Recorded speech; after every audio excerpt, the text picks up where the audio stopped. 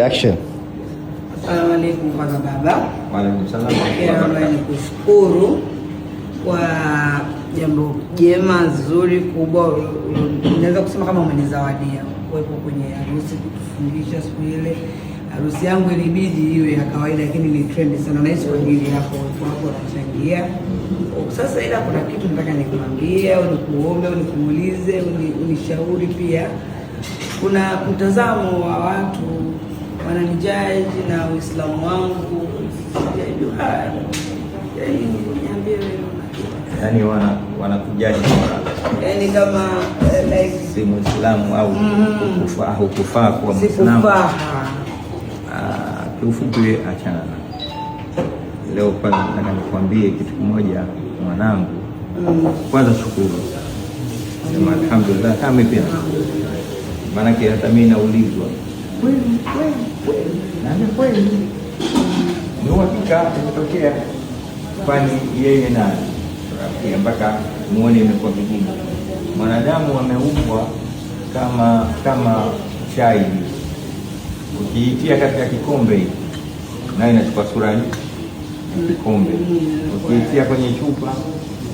Kwa mwanadamu ni kiumbe ambao Mungu amemuumba, anabadilika wakati wote, kwa mabadiliko ya kiasi hata Mwenyezi Mungu mwenyewe amesema wazi, yeye hawabadilishi watu mambo yao mpaka wabadilike.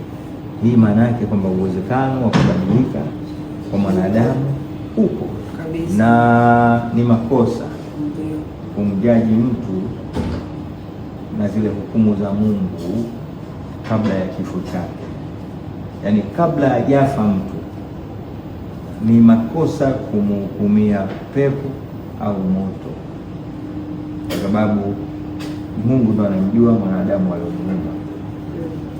Kuna watu wengi wanaweza kuonekana muonekano wao ni watu wa kheri, lakini kesho na kesho kutwa utawakuta. Lakini kuna watu wengine wanaweza kumuona mtu mbaya sana, lakini mwisho wa siku akawa mwema. Ni Mungu mwenyewe. Kikubwa ni kumwomba Mwenyezi Mungu usio hati.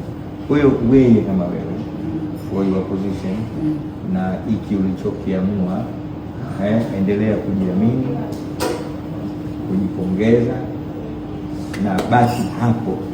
Asante. Langu mimi ni kwamba kama tulivyoongea na tunaendelea kuongea, sasa ni kujifunza Uislamu, kusoma Qur'ani, kusoma mwenendo wa Mtume inshallah, na tutaweka programu hii. Na cha kuambia tu watu atakaye aje, ya jamani, mmesikia, atakaye aje, Uislamu una mwenyewe, na mimi sio peke yangu, na wewe unaweza, mwache kunijaji. Asante baba. Asante, shukrani. Asante. Allahumma amin. Asante. Amin.